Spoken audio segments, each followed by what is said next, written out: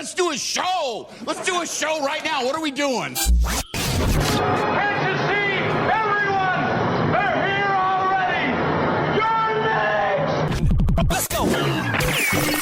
Welcome to the future, where the glass is half full and you'll need new glasses, where you'll be jumping from conclusions. The past is annulled, and a new future is born. Never before in history has so much meant so little to so many. AD on the radio.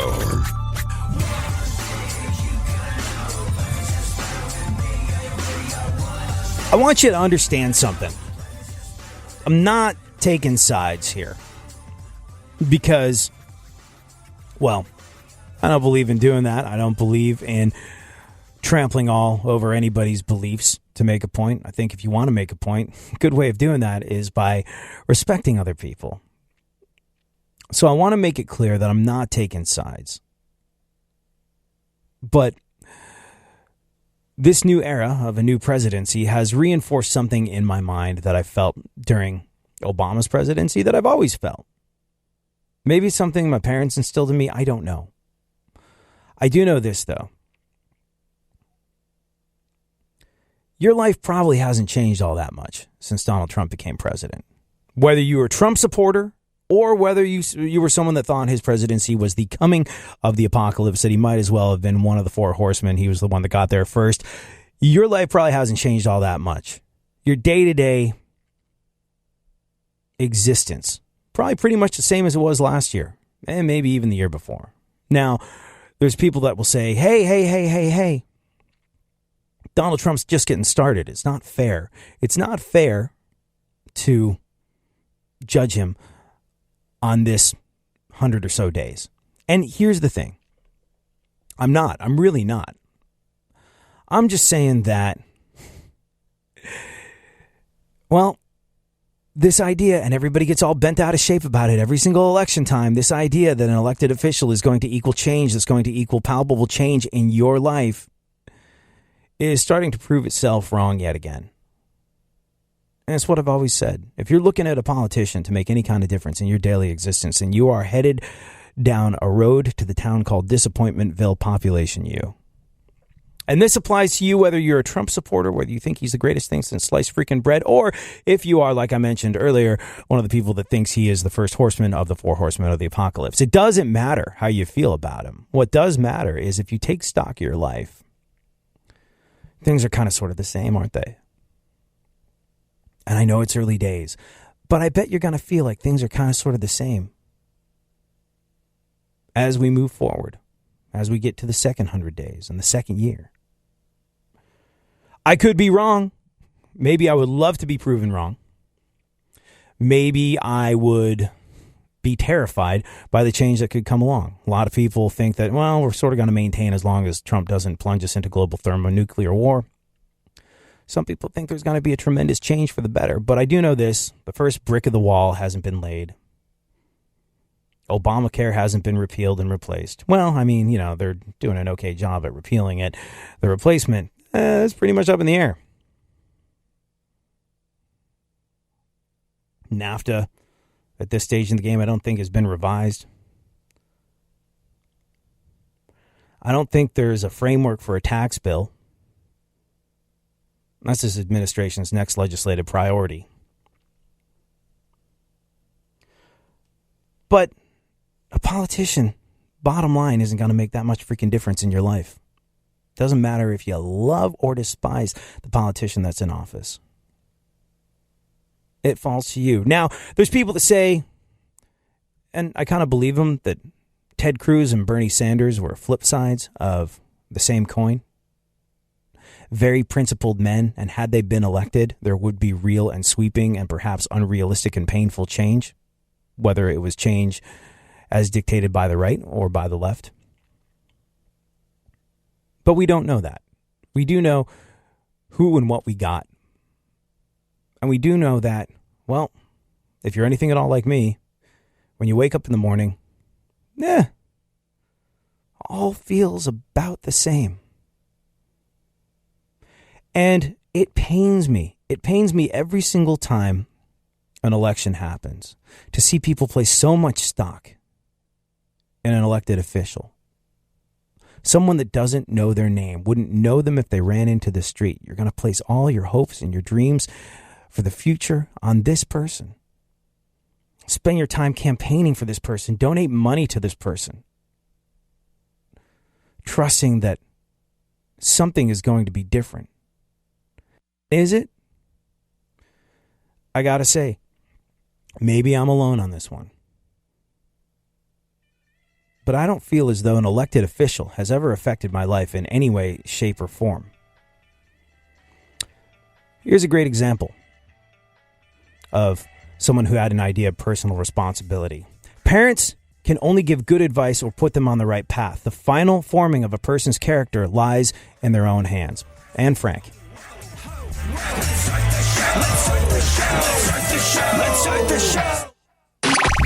Real Radio. Real Radio. 104.1.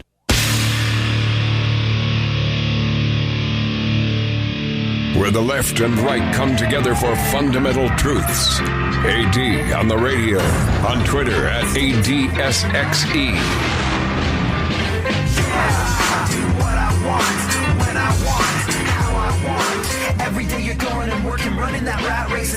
If you could kick the person in the pants responsible for most of your trouble, you wouldn't sit for a month. Theodore Roosevelt. Now, you may or may not feel strongly about him, but it illustrates the point that we're trying to make. The way that your life looks begins and ends with you. And man, it was painful to see. It was painful to see because ultimately, Hillary, the Democrats, they forgot people. Hillary spent too much time catering to the wrong sort of folks, assuming that she had minorities locked up. That was a done deal. And that was how she lost the election. Donald Trump did better with minorities. He did better with the poor. He did better with people that were not white. He did better with disenfranchised minorities that felt they had been forgotten. Usually that's a calling card of the left, and the vast majority of minorities that fell into those categories did vote for Hillary Clinton, but Donald Trump took enough of them away from the Democrats that gave him the tip of the iceberg that put him over the edge and made him president of these United States of America in the last election. Check out the exit polls. Donald Trump won because he was able to appeal to those who felt they had been forgotten, and felt they had been forgotten for good reason. And I suppose really, the people I feel the worst for in any election are the people that have been catered to, that have been panhandled to, that have been manipulated into believing that someone's going to make a difference in their life. And if they just vote for them, and if they convince their friends to vote for them, then things are going to be different. Things are going to be better. We're all going to have a piece of pie. We're all going to have a free phone. We're going to make America great again. See what I did there? I mixed up Trump and Obama. Did you catch the difference? No, because there really was no difference when it came time to secure the votes that won the election. It's all the same. Left, right, up, down, center, side to side. You know who you can count on? You. And it's a horrible thing sometimes to realize that. It's a horrible and a freeing thing to realize that the person that you can count on is yourself. Because in those situations, you'd be right to feel a little bit terrified, or a lot terrified, when you realize that, oh my gosh, it all falls to me, all this responsibility to the shape of my life. There's really no one I can apportion blame to except for myself. Blame your parents, blame the economy, blame who's elected, blame how other people voted.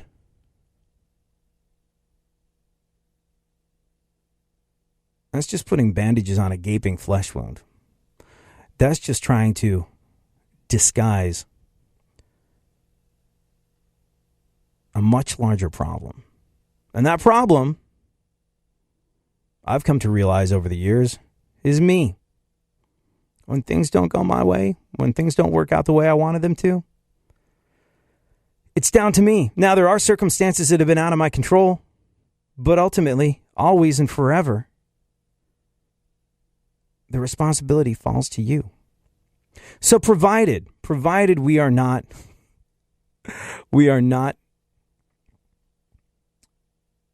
taken to the depths of global war by an itchy trigger finger on a button that launches the nukes,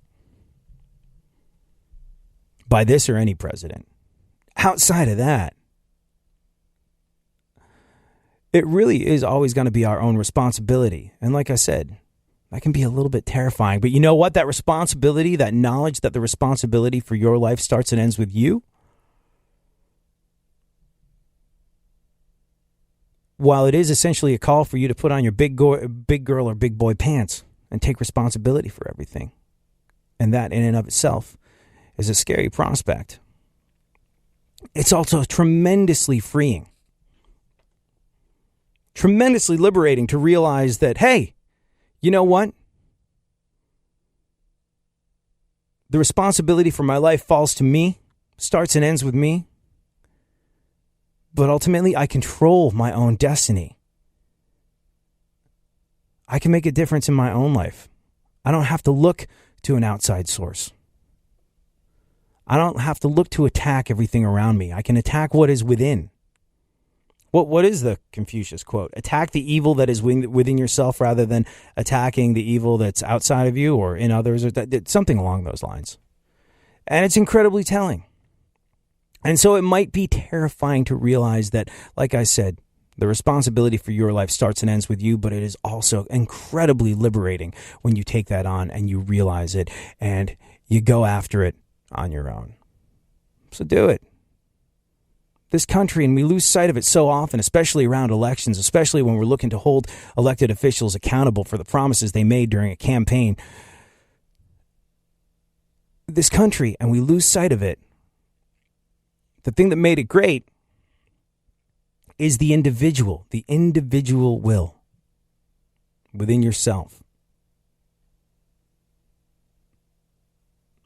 And it's why all these old homilies and time-worn cliches exist. Because they're true, because they mean something, because they stand for something. Be the change that you want to see in the world. People say that entirely too often. And for that reason, maybe people don't listen enough. You can be the change that you want to see, not only in the world, but in your world. So get after it. Don't waste a freaking second. Do it today.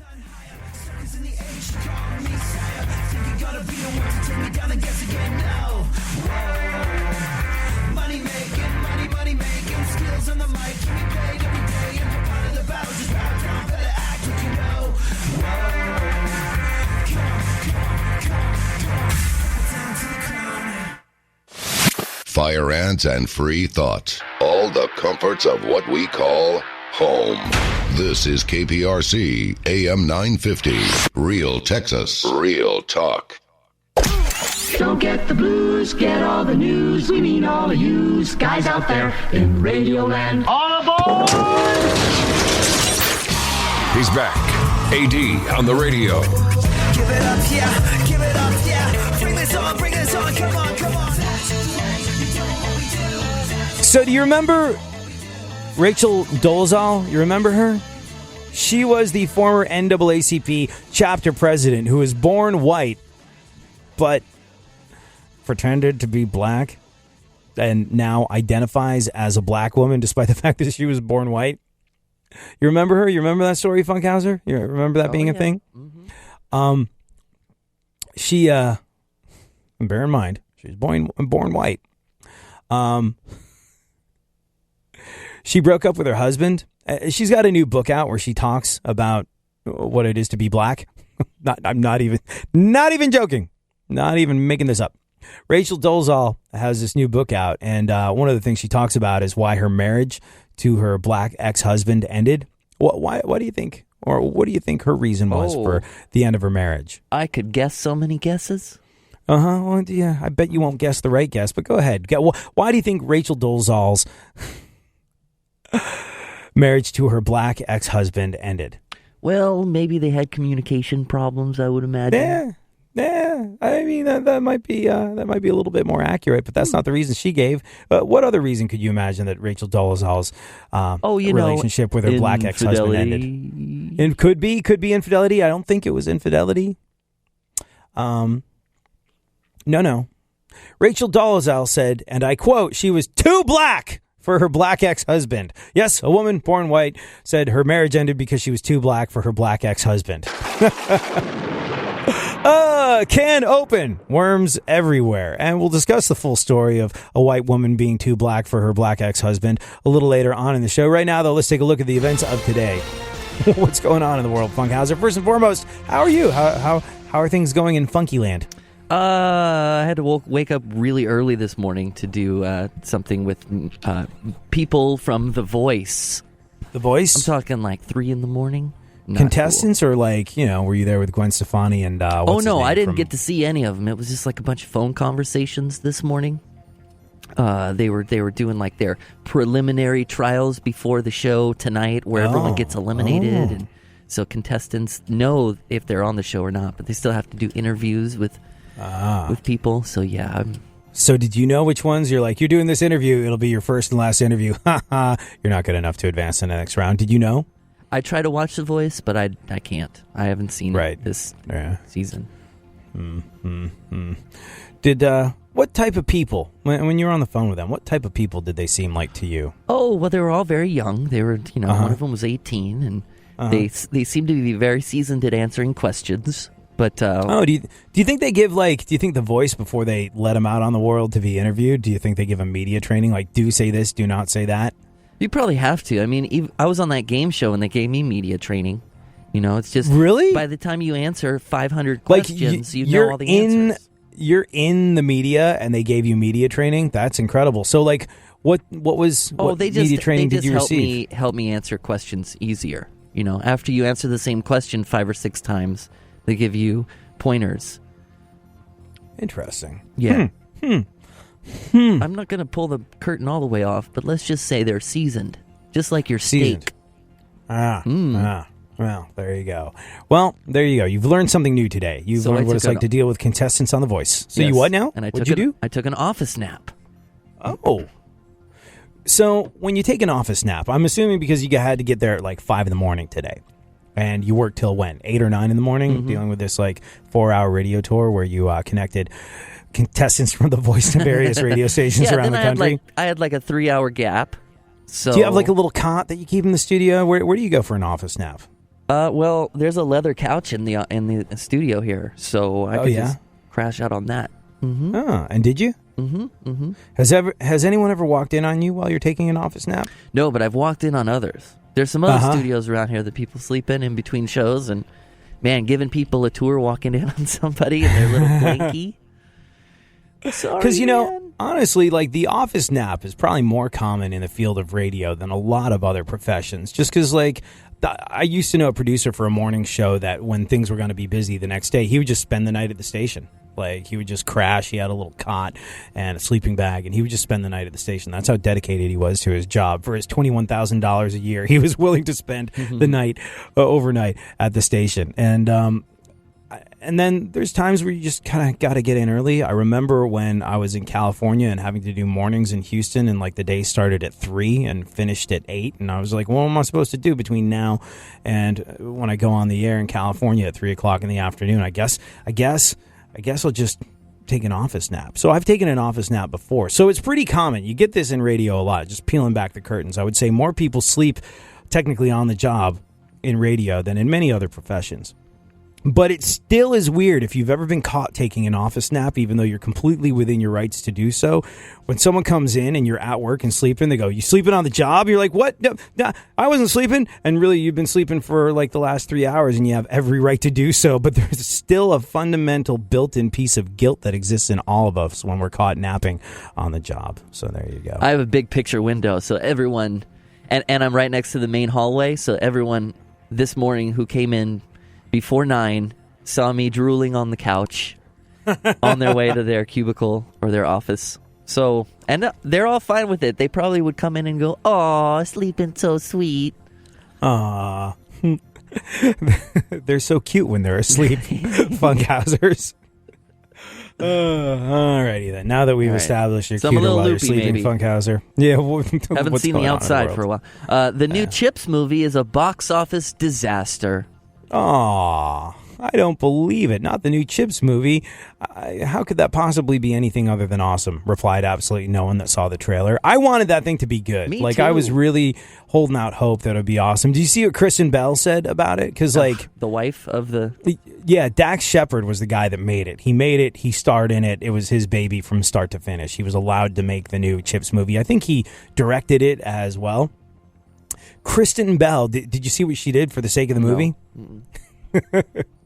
Kristen Bell had a part in it, naturally, and so her cleavage would be on point. She didn't breastfeed for 2 days. She said, "Oh yeah. I read that news. Yes. Yeah, Good news. And she was like, she said to her kids, like, I know you want to eat, but Daddy's making a movie." And in this case, Daddy really was the one making the movie. Go figure. But yeah, like I wanted to see it. I looked at it and I'd seen the previews. I was like, this is just. It'll I go want this straight to be... Netflix or probably Hulu or something. So we'll see it soon. Like I met Eric Estrada in person, Eric Estrada from Ponch from Chips, and that was one of the coolest things that ever happened to me. I remember being up at Sirius XM and he was guesting on someone else's show, and I was like, Eric Estrada from Chips. And he's like, you want a picture, don't you? I was like, damn Skippy, I do. He's like, come on over here, kid. And I was just like, this is awesome. He was like so nice. He's everything that you would want him to be, and he was so freaking cool. But the Chips remake turned out not to be a thing that anybody wants to see. I don't know. Maybe it's one of those things where it gets universally panned and nobody actually saw it, and then we're going to watch it on Netflix and be like, it was pretty good. Maybe. Probably not, though. Go on. Here's what to else? hoping. Kris Jenner is pitching an animated TV series of the Kardashian family. What do you mean? It's not already a cartoon? Well, so now there are 8 signs of the coming apocalypse. Yeah, no, I heard about this. I think it's going to be a lot like Keeping Up with the Kardashians, except for the cartoon characters will have much more realistic-looking facial features. Working title, Funkhouser, for the Kardashian animated series? The Simpletons. What else? Gwyneth Paltrow. Whoa, hold on. I think I know. All right, okay. I think I know this story because it's the only Gwyneth Paltrow story I've been thinking about since I read about it. Oh, I want why don't you take it then? I want you to approach this delicately. Can we? I can't if you anything you lead up to. You're sitting there reading it, Funkhouser, and I'm going to defer to your super producer smarts and knowledge with regard to FCC rules and regulations. Can we talk about this on the air? What time is it? Depends where we're on. We might have to wait on. We might have to. Can we? Oh, that's the safe harbor tugboat coming on in. Look out for the fog. I think we can dance around it. You want me to try? So I'm gonna give this a go. You tell me how I'm doing. Feel free to jump in. Please, thank you. Gwyneth Paltrow has this website. Don't draw more attention to it by taking out the music. Let's go ahead and tell us the story. Gwyneth Paltrow has this website, and on her website, she published a guide to wait, hold on. Where? She published a guide to a certain type of sweet lovin'. Does that make sense? Like chocolate. A certain type, a non-traditional. Don't even go there, Funkhouser. Non-traditional, I guess, is what you would call this. Does that make sense? Non-traditional, like non-traditional type of sex. Like I think that's subjective too, wouldn't it? That be? is subjective.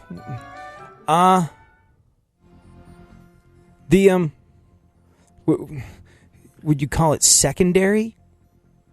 Again, subjective. The place where the whoopee happens. Consider travel and the direction you take usually. Maybe you can apply that as a scenario. Gwyneth Paltrow published a guide to doing butt stuff on her website. Can we say that? Yeah, I think so. Well, you just Okay. did, so... Yeah. So there you go. And now it's officially time to take back everything bad I ever said about Gwyneth Paltrow. No, apparently, and this is the show business legend. You know how Brad Pitt, when he started dating Gwyneth Paltrow way back in the day, was arguably viewed as being the most attractive human on the face of the planet? And Gwyneth Paltrow, while easy on the eyes, was not. Like, everyone sort of looked at the couple and went, he could get hotter chicks. Why is he? What's so special about why? I think was what every female I knew said at the time. Like, why? What's so amazing about her? Like, Brad Pitt could have literally any woman on the face of the planet. Why is he with Gwyneth Paltrow and not some sort of, like, I don't know, stunningly attractive supermodel? Not that Gwyneth Paltrow is not easy on the eyes. Quite the opposite. Very attractive. But a lot of people just felt that there was a certain amount of aesthetic imbalance in that relationship. And apparently, one of the reasons that he committed to her and they were engaged so lickety-freaking split is that she did that stuff that she has a guide to on her website on the first date. Like, that was the show business legend and rumor. And I think that this is not the first time I've heard about Gwyneth Paltrow and that act. And you one subscribe to being a her fan of the other. website then? Do you know what it's called? Do you know what her website I do is? now. No, I don't know what it's called. All I know is I'm an avid subscriber. I know what it's All right, called. I think we should. I looked it up, but I already knew. What's It's yeah. Goop. Goop.com. Mhm. Oh, really? Is it Goop.com? Yep. Okay, we should really move along. What else? To keep up with the popularity of streaming services, movie studios plan to make theatrical releases available on demand at home. Yes. You know, I was thinking about this a little while ago when I was staying in a hotel. I remember seeing a section in the hotel entertainment guide where, like, these movies are still in theaters and you can watch them here. I'm like, if hotels can get that, why don't we get that at home? And you know, with everybody having like a home theater now and these big comfy seats and surround sound and all this sort of stuff, like, you wonder, because like for a while they were making all the movies 3D. Like, they're making all the movies 3D, so really to experience them you had to go see them in the theaters and part with the $12 or whatever it is. And I think the world's fascination with 3D is running out, so they're just going to start making first-run movies available for streaming in your own home. Would you, given the choice, would you rather go see a movie in the theater or would you rather see it at home? Oh, it depends on the movie, 100%. I can't make a blanketed statement like that. Have you ever Probably tried at home, watching though. this huge blockbuster that's meant to be seen on a large screen on a small screen? Yeah. I tried watching one of the first Transformers movies at home, and it was impossible to keep track of. There's just too much going on to put it on a normal size home screen. It was freaking ridiculous. And I think they're going to make the movie-going experience extra authentic at home with the streaming service because you can pay extra to have somebody come to your house and kick the back of your seat. I'll do it for free. If I step to you, you'd back right down. Can't see it through your bitch and you're like Kool-Aid. You're just 10% juice. Punk. Real radio. 104.1.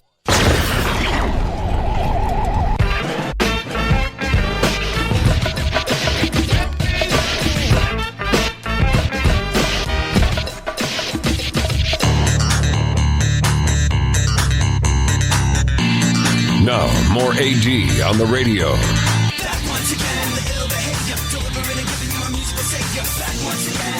So Rachel Dolezal, the woman who was born white that now identifies as a black woman, former NAACP chapter president, has a book out. And in this book, she claims that the reason her marriage ended was because she was too black for her black ex-husband. We'll get into all of this, including the stunningly interesting audio a little later on in the show. Right now, though, let's continue with what remains of the news. Funkhouser, what else is going on in the world? James Blunt. I'm not even going to try. You probably do it way better. James Blunt? An accent. Oh, James that Blunt singer guy. Yes, he was, it's so funny because he had the wussiest song ever, that you're beautiful, that one. And everybody thought like he was this unbelievable wuss. And while his music was unbelievably wussy. Like, that guy was a captain in the British Army and could probably kill you with his thumb if he wanted to. Like, but yeah. Well, his but song, what about James Blunt? "You're Beautiful" does not mean what people think it means. Wait, James Blunt says this? Yeah. James Blunt said his song "You're Beautiful" doesn't mean what people think it means? Right. Here I was this whole time thinking it meant change the radio station. No, apparently that guy is like, he's a former captain in the British Army. He's a real, as we say in England, a lad. And he apparently has used that song to plow his way through at least half the British female population. Like, he drinks a ton of beer. And so, yeah.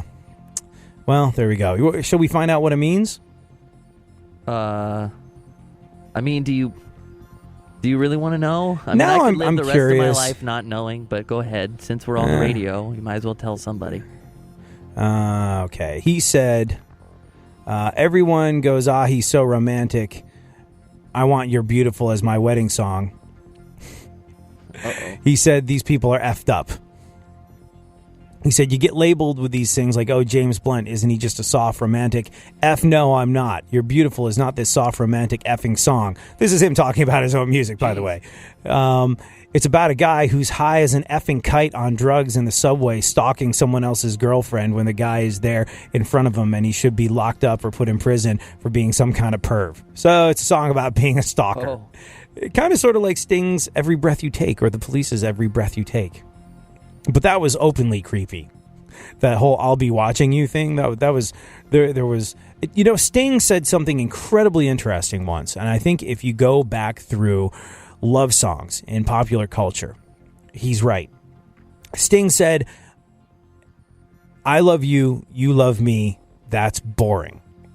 I love you, you love someone else, that's interesting." And he said that's what he based a lot of his love songs on. He said Roxanne, about a prostitute, was essentially the genesis of that thought process. I love you, you love me, boring. I love you, you're a prostitute that's selling your love to somebody else. Now that creates a little bit of artistic tension, and that's interesting. The "I'll be watching you" thing means you're somebody else's, you belong to someone else, you don't belong to me, but I'm going to be spying on you from a distance. Anyways, go on. Roger Goodell announced NFL games will feature fewer commercials next season. Yeah, I saw this. NFL Commissioner Roger Goodell said there's going to be less ads during football games next season. Aw, how am I supposed to live without the constant reminders that I'll never be a real man until I drive a pickup truck and drink a ton of crappy watered-down beer? Somehow I'll get by. Go on. Well, it's down to the Final Four in the NCAA basketball tournament. Also hitting 4 this weekend, the number of people who bought tickets to see Chips. Go on. The Cyclone roller coaster at Coney Island will celebrate its 90th birthday this summer. Yeah, it's one of those things where you're like, oh, it's celebrating its 90th birthday. Let's go ride it. Hold on, it's a roller coaster and it's 90 years old. I'm suddenly not so sure about this. Isn't it primarily made of wood? But anyways, yeah, 90-year-old roller coaster. What an accomplishment. Only thing that old that's been ridden that many times, I believe, besides the roller coaster would be Madonna. Go on. Oh, you leave her alone. A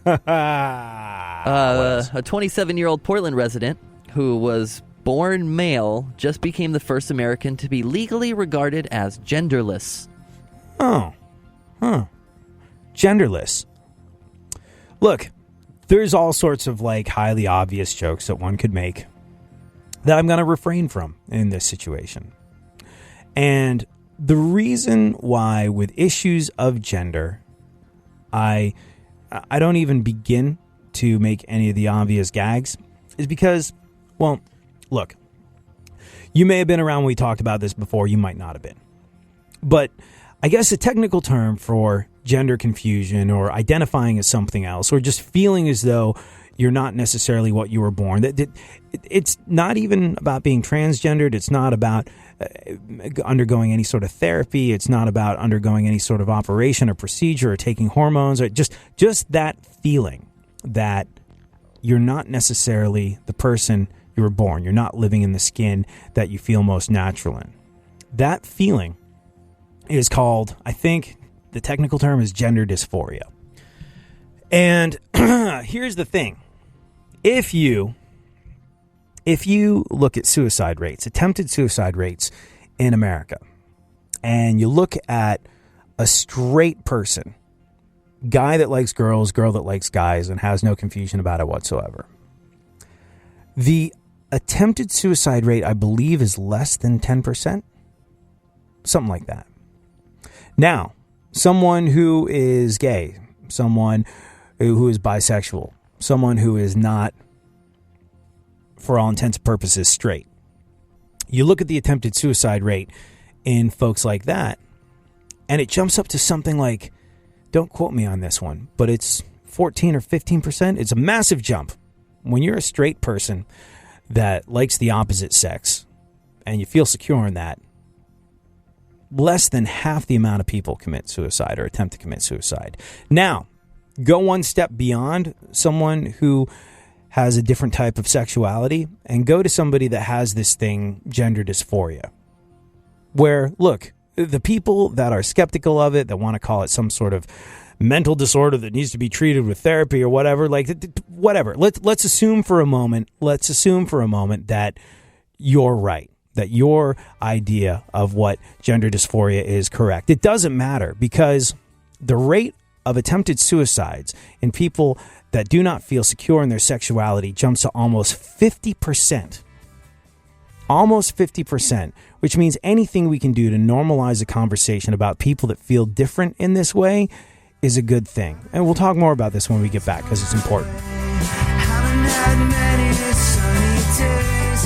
Haven't had many things go right. Real radio. Real radio. 104.1. There's something happening here, and you should know what it is. The Dumbing Up of America. Now, more AD on the radio.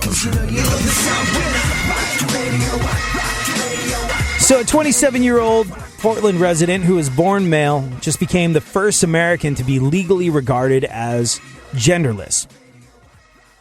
This person is legally genderless.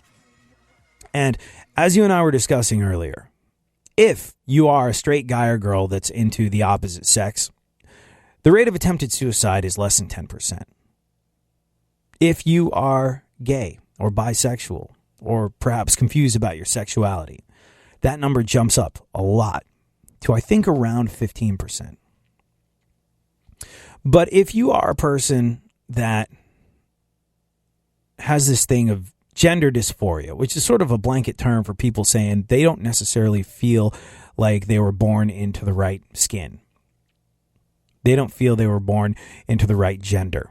Something in their mind makes them identify as something else or feel more akin to something else. This is before transitioning. This is before surgery. This is before hormones. This is before any of the things that come later in these situations if people decide to act on these feelings.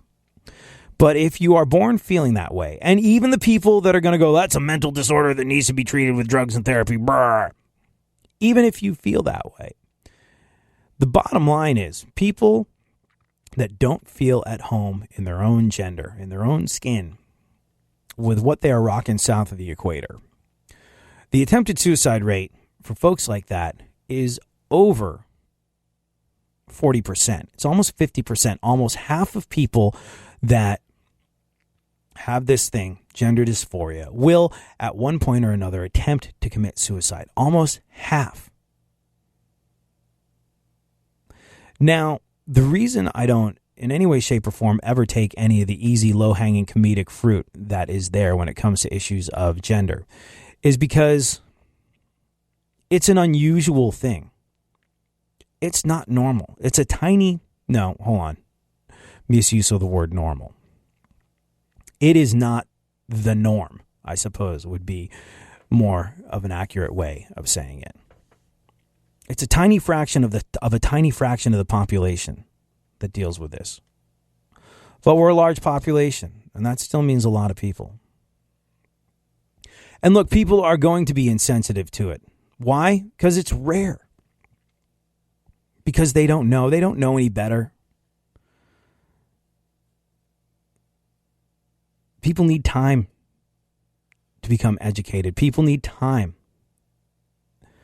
to learn these things about other folks. People need time to be made aware of and then maybe gain some kind of an understanding about that which they are not.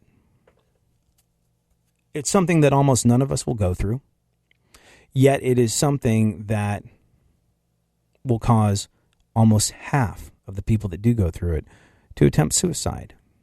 And even if you are one of those people who goes, this is a mental affliction that needs to be treated with drugs and therapy and prayer, even if you are one of those folks, I think you can find the humanity in your heart to go, oof, half are trying to kill themselves?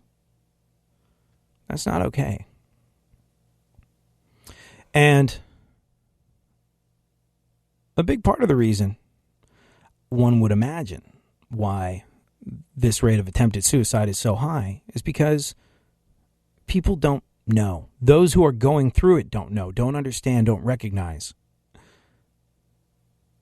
who they are, their place in society, all of the above.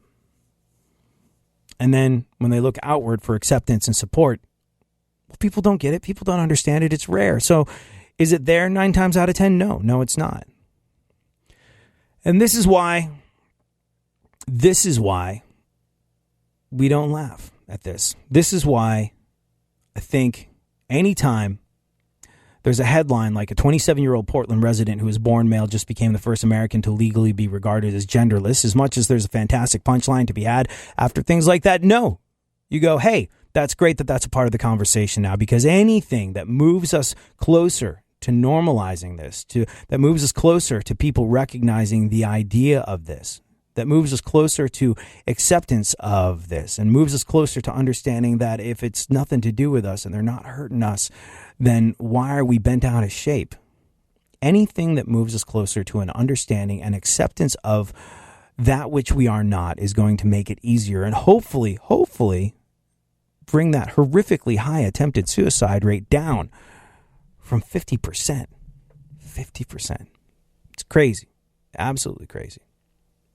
And so for that reason, whenever a headline like that comes up, we talk about it and we say, cool, glad that's in the news. Glad more of that can start seeping into the consciousness so it can stop being an issue. It can stop being something someone cares about. It can stop being something that people are opposed to. And it can start being, now what does it even matter? Okay, cool. Well, that's interesting. That's different. But it shouldn't be an issue of acceptance. It shouldn't be an issue of, we got to fight against this. We got to keep these people out of our bathrooms. We got to, people are people. They're going to be what they're going to be. And as long as they're not hurting us, who cares? And so anything at all that we can do to push the agenda of this exists and it's not something to be scared of, freaking men. Because right now it is something to be scared of, but not in the way people would paint it. It's something to be scared of in that it is actively ending the lives of people that deal with it. And that's not okay. All right, Funkhouser, more news? Oh, nothing. Just Republicans called off their health care vote on Friday. Anyone else find it ironic that a bill defunding Planned Parenthood didn't make it to full term? Just me? Okay. What else? One of Uber's self-driving cars got into a car accident in Arizona. Would you go into a self-driving Uber? Not first. But they've been around for a while now. Would you? Is that a thing that you would do? Not third. No, let's let them hang out a little longer. Still letting them iron out the kinks, huh, Funkhouser? What about you? Well, I was going to until I found out about the self-driving car that got into an accident in Arizona. Only because, not only that, they had the nerve to charge surge pricing for use of the airbag. No, I'm not ready to go into a self-driving car yet, not even a little bit. Go on. Virginia police arrested a man for walking around with a sword dressed as the Joker. Man has been sentenced to 3 years of probation and a lifetime of virginity. Aw. Go on.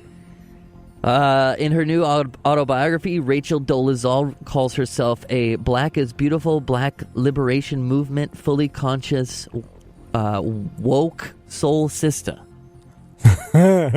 Is that sister with an A or with an ER? With an A. Uh-huh. We're going to talk about how she said she was too black for her black ex-husband. How much time do we have? Because this is one of those things I want to make sure. 5 minutes right now. 5 minutes right now? Do we have any more segments left? I forget. This is it. All right. Okay, well, we'll talk about Rachel Dolezal.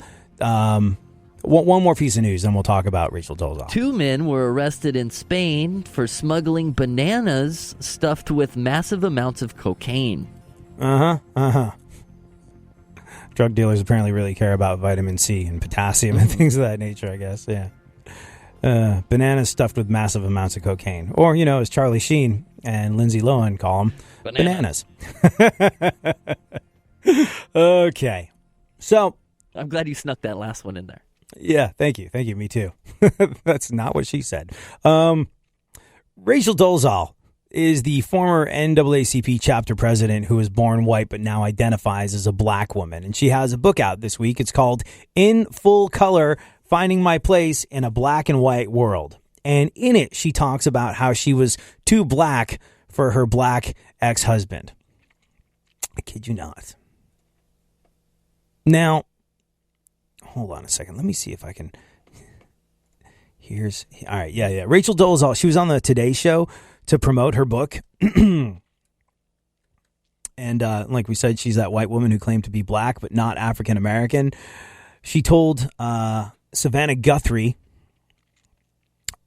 that she only identifies as black as a member of the Pan-African Diaspora, which is academic talk for slaves in the Western world and their descendants, more or less. So it's one thing saying you're a black soul sister when you were born white, when you're actually equating your life experience with that of people that have ancestors that suffered through slavery. Yeah, that's really dicey territory there, in my humble opinion. But this is what she had to say. Why say that you are, in fact, a member of the African American community? I think that's the disconnect people still have. Well, I don't identify as African American. I identify as black. So I am part of the Pan-African diaspora.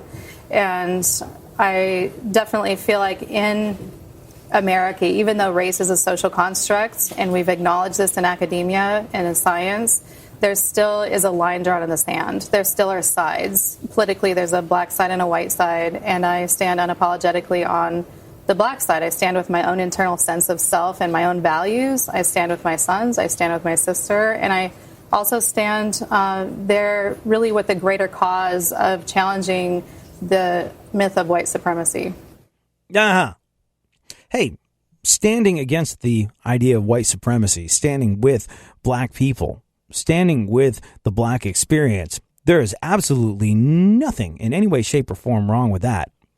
Identifying as black when you're not, that's where things get a little interesting and complicated, and you start to wonder what's going on upstairs. And you really start to wonder what the hell is going on upstairs when you find out that she said she was too black for her black ex-husband. She said in her book, In Full Color, Finding My Place in a Black and White World, she said, quote, "He urged me to speak and act whiter and often complained about my figure. I was a little too white-black for his tastes. Not only did he discourage me from wearing my braids or other black hairstyles, he also dissuaded me from sitting in the sun, preferring my skin to be as pale as it could possibly be." Her ex-husband's name is Kevin, and said Kevin's blackness wasn't the cause of our disconnect. If anything, it was his disdain for the blackness that created so much distance between us. I.e., his blackness wasn't the problem. It was my blackness. And you just got to feel for this guy. You just got to feel for this guy. It's really hard to fault Kevin from these quotes. How is it different than a woman whose husband suddenly decides to become a woman? There's nothing wrong with being who you are, but you can't dictate someone else's feelings. I think Kevin was probably going, hey, you're white. I love you. You're white. You're my wife. I married a white girl. You now identify as a black person. I'm black. You are not. And you are, and it's interesting, saying I identify with a culture. Saying I identify with the culture and then posing as a black person. Saying, well, I was born white, but I pose as black, and I kind of, by pretending to be black, got a job with the NAACP. If you're the husband and watching all of this happen, if you're watching her appropriate your culture and then use your identity as a black person to weasel her way into the gig working for the NAACP, that's got to give you the screaming heebie-jeebies. So, you know what? In an ironic, weird sort of way, for a personal principle, maybe Rachel Dolezal was too black for her black ex-husband because she was white and still is. Let's be crystal freaking clear on this one.